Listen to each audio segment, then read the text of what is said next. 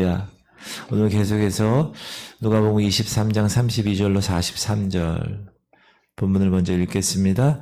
또 다른 두 행악자도 사형을 받게 되어 예수와 함께 끌려가니라.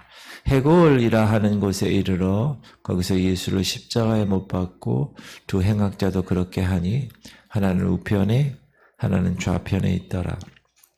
이에 예수께서 이르시되 아버지 저들을 사하여 주옵소서. 자기들이 하는 것을 알지 못함이니이다 하시더라. 그들이 그의 옷을 나누어 제비 뽑을세.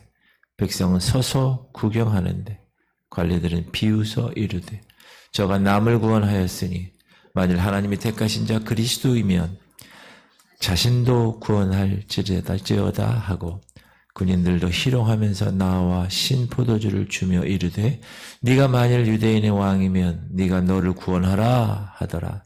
그의 위에 있는 유대인의 왕이라 쓴 패가 있더라. 달린 행악자 중 하나는 비방하여 이르되 네가 그리스도가 아니냐 너와 우리를 구원하라 하되 하나는 그 사람을 꾸짖어 이르되 네가 동일한 정죄를 받고서도 하나님을 두려워하지 아니하느냐. 우리는 우리가 행한 일에 상당한 보응을 받는 것이니 이에 당연하거니와 이 사람이 행한 것은 옳지 않은 것이 없느니라 하고 이르되 예수여 당신의 나라에 임하실 때에 나를 기억하소서 하니 예수께서 이르시되 내가 진실로 내게 이르노니 오늘 네가 나와 함께 낙원에 있으리라 하시니라. 예수님이 끌려간 곳은 사형장입니다. 근데 산 이름이 해골이라고 하는 산입니다. 그 산이 해골처럼 생겼다 그래서 붙여진 이름으로도 알려져 있고 또 그것이 사형장이니까 사람의 해골이 막 둥글고 있어서 붙여졌다는 이름도 있습니다. 이곳 이름은 여러 가지로 일컫는데 히브리 말로 골고다, 헬라어로는 크라니온, 라틴 말로는 갈바리아, 라틴에서 영어가 나왔죠. 그래서 갈보리 이렇게 일컫는 사형장입니다. 그 사형장 갈보리 언덕에는 예수님 한 분의 십자가만 서 있던 것이 아니라 행악자 둘이 함께 끌려갔는데 이 둘이 예수님 좌편, 우편에 못 박혔고 그들은 주님 사이를 두고 그렇게 갈보리 십자가 형틀에서 못 박힘을 당하게 됩니다. 오늘 이 갈보리의 십자가 형틀은 우리에게 중요한 교훈을 주고 있습니다. 먼저 두 행악자. 이 두 행악자는 죄의 저주로 하나님의 심판을 받게 된 온 인류를 의미합니다. 모든 사람은 다 죄의 사명의 종으로 팔린 존재들입니다.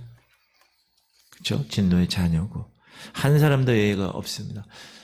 의인은 없나니 하나도 없다. 모든 사람이 죄를 범하였음에 하나님의 영광에 이르지 못한다. 우리의 원래 창조의 목적은 하나님의 영광에 가는 거예요. 양궁에서 그 관역의 10점, 거기가 하나님의 영광의 관역인데 원래 그걸로 가야 되는 게 하나님의 형상을 받은 우리가 지은 자들의 삶인데 그게 어떻게 됐어요? 고장이 났어요. 왜곡되었어요. 그래서 이르지 못해요. 하나님의 영광에. 그 두 사람은 다른 사람이 아니라 그 두 행악자는 바로 저와 여러분 한 사람들입니다. 그런데 그 두 사람의 행악자 중에 한 사람은 회개를 했고 한 사람은 회개를 하지 못했습니다. 달린 행악자 중 하나는 비방하여 이르되 네가 그리스도가 아니냐 너와 우리를 구원하라 하되 이렇게 얘기했고 다른 행악자는 이렇게 얘기한 그 행악자를 꾸짖으면서 말하죠. 하나는 그 사람을 꾸짖어 이르되 네가 동일한 정죄를 받고서도 하나님을 두려워하지 아니하느냐. 우리는 우리가 행한 일에 상당한 보응을 받는 것이니 이에 당연하거니와 이 사람이 행한 것은 옳지 않은 것이 없느니라. 이분은 예수님이 누구라는 것을 알았다는 거죠. 그리고 주님을 향하여 이렇게 말합니다. 이르되 예수여 당신의 나라에 임하실 때 나를 기억하세요. 이 사람은 죽은 후에 예수 그리스도의 나라, 하나님의 나라가 있을 것이라는 것을 알고 있었다. 죄로 멸망받게 된 인류 중에는 가인의 후예들이죠. 회개하는 사람과 회개치 못한 사람들로 나뉘게 됩니다. 두 행악자처럼. 그래서 회개한 사람은 주님께 소망을 두고 살아가고 그의 자비와 긍휼을 얻게 되는, 바라게 되는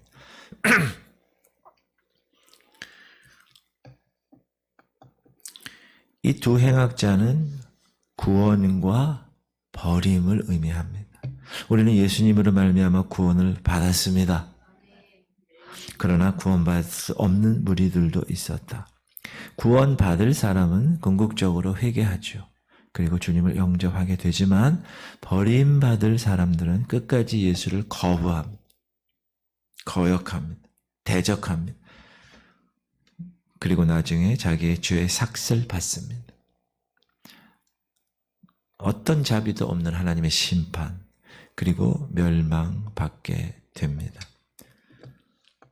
그런데 예수님은 두 행악자가 받을 똑같은 심판을 똑같이 받으셨습니다.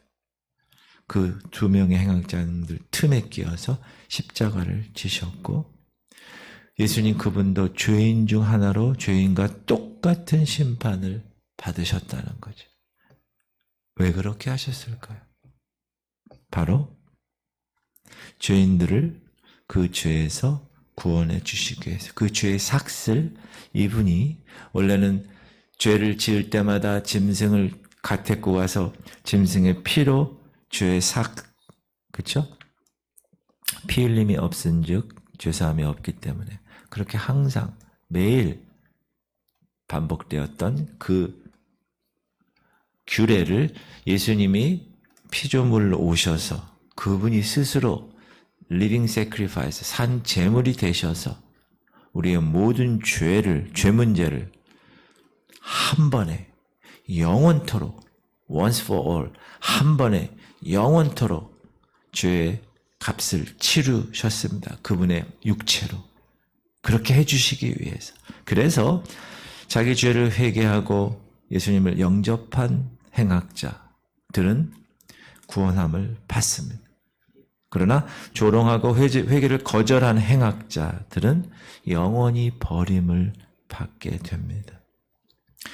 죄를 사할 수 있는 주님의 능력, 주님의 보혈의 능력이 아무리 크고 하나님의 그 넓은 사랑이 넓고 깊고 커도 죄를 회개하기를 거부하고 구원받기를 원치 아니하는 자에게는 준엄한 심판만이 있을 뿐입니다.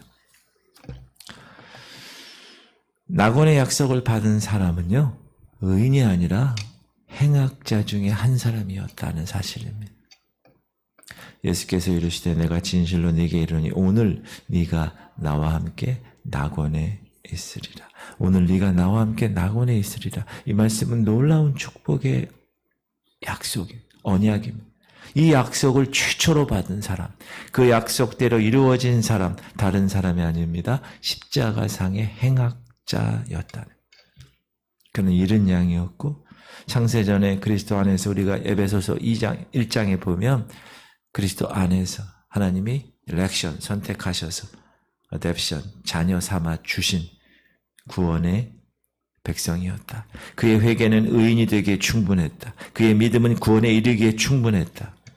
이 행악자는 모든 것이 다 똑같았습니다. 그러나 회개하는 일과 예수를 영접하는 일만 차이가 난 것입니다. 하나님의 구원의 역사는 바로 이런 것입니다.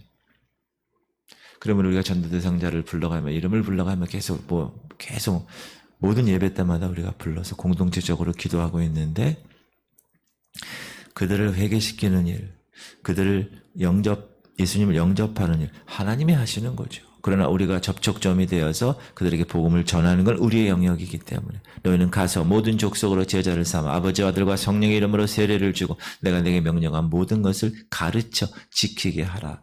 분명히 주님이 유언으로 우리에게 말씀하신 그 유언의 말씀을 우리는 순종해야 되기 때문에 그렇게 이 교회 존재 목적도 그렇고 그리스도인의 사는 존재 목적도 바로 그것이기 때문에 우리 교회 공동체에서 그렇게 하는 겁니다.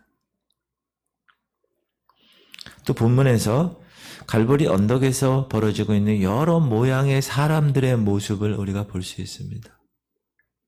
첫 번째는 하나님의 아들을 볼 수 있죠. 그분은 십자가에 못 박혀 고난의 잔을 지금 마시고 계십니다.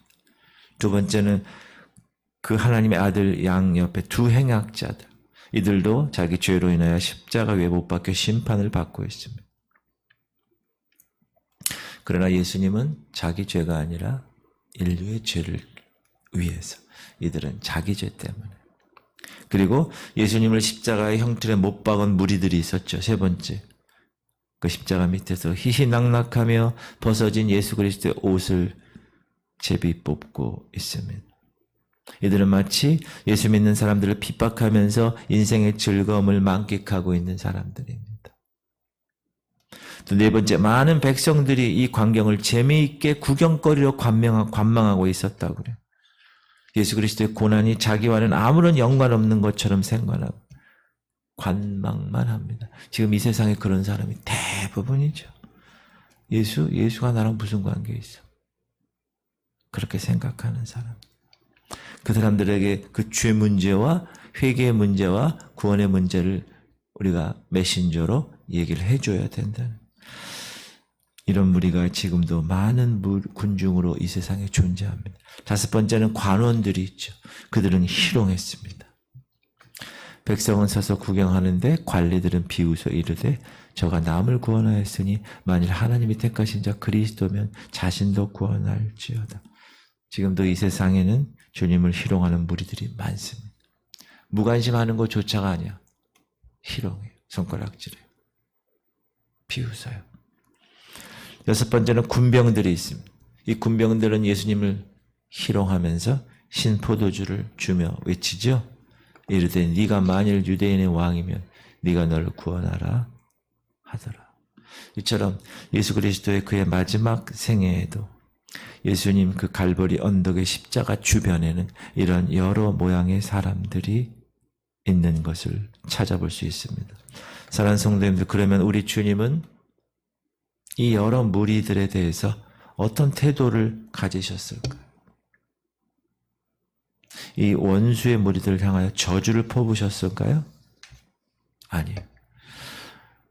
그분이 평소에 말씀하셨던 오리를 가라 하면 심리를 가고 겉옷을 달라고 하면 속옷까지 주고 원수를 사랑하라. 그 교훈의 실천을 십자가 상에서까지 용서하시고 실천하심으로 사랑의 본을 보여주십니다. 죄인들의 죄까지도 용서하시는 하나님의 사랑. 그래서 예수님이 이렇게 말씀하십니다. 예수께서 이르시되 아버지 저들을 사하여 주옵소서. 자기들이 하는 것을 알지 못함이니 하시더라. 이 자식들아, 제정신이야 너희들 이렇게 하지 않았다.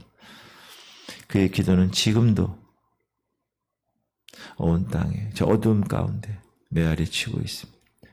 그들을 불쌍히 보시고 저들이 알지 못합니다. 저들이 복음을 깨닫지 못합니다. 그들의 무지한 죄의 용서를 위해서 오히려 아버지 하나님께 기도를 드리시는 주님. 사랑하는 성도님들, 우리는 바로 이 두 행악자 중에 하나에 해당되는 죄인들입니다. 죽을 수밖에 없는 저희들을 살려주셔서 예배 자리에 그게 아니라 죽었어요. 우리는 죽을 수밖에 없는 게 아니라 죽었던 우리. 그래서 그 죄의 삭스로 내가 달려야 할 그 자리에 고통을 받으신 분이 예수 그리스도, 내 대신. 그래서 대속입니다. 대신 그 죄를 속죄하셨기 때문에, 속하셨기, 값을 치르셨기 때문에, redeemed, redemption. 우리가 그 자리에 있는 두 행악자 중에 하나라면 여러분은 주님을 어떻게 대했을 것입니까? 내가 그들 많은 무리 가운데 있었다면 그 여러 부류의 사람들, 나는 어떤 무리 중에 섞여서 주님을 대했을까? 두 강도 중에 나는 어떤 강도였을까? 그 많은 무리들 중에 나는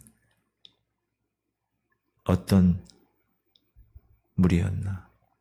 사랑하는 성도님들, 회개하고 주님께 대한 바른 믿음 가지시기를 축복합니다. 오늘도 원수를 사랑하시는 그 사랑을 본받아 오늘도 주님의 자녀로, 사랑의 메신저로 그렇게 살 수 있는 여러분 되시기를 주님의 이름으로 축복합니다.